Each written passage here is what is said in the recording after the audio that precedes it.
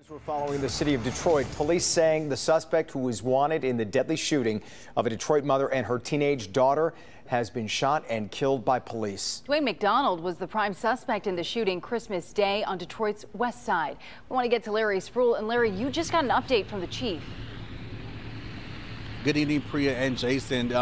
Still very active scene here at the intersection of Woodward and Owen. And police did say that they did find that suspect that was involved in that Christmas night shooting of his wife and their adopted daughter. They found him inside this building, apartment building right over there. So here's what we know what happened earlier today. Police said they had been investigating and watching this area since that Christmas night shooting. They always believed that McDonald was still here in Detroit. So what led them here was tips and information from two individuals that were inside this apartment building right here. McDonald came and stayed with them since the shooting because somehow they had some type of connection and he knew of them.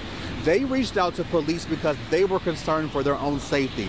Police arrived here, they went inside the building, they knocked on that apartment door, they announced themselves saying that Detroit police, somehow between somewhere there was a shot fired from inside that apartment leading outside. Police returned fire, shooting and killing McDonald there at the scene. Now, I spoke with Chief White. He tells me that his officers, his detectives have been here investigating. They have been investigating this case since the very beginning on Christmas night.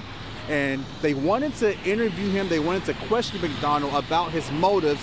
Chief White says he wanted a different outcome. Take a listen to what he had to say about this entire situation. We had hoped for a more peaceful outcome. We wanted to bring some closure to the family who, as you can imagine, is still struggling with what happened Christmas Day, losing their mom and this child.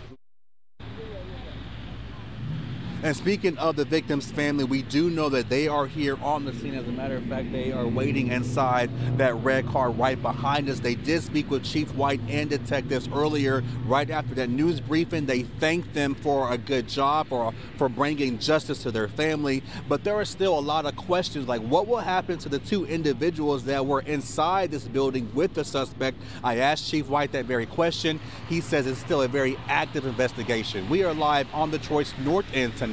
Larry Spruill, Local 4. And we know you'll stay on top of this story for us. Larry, thank you.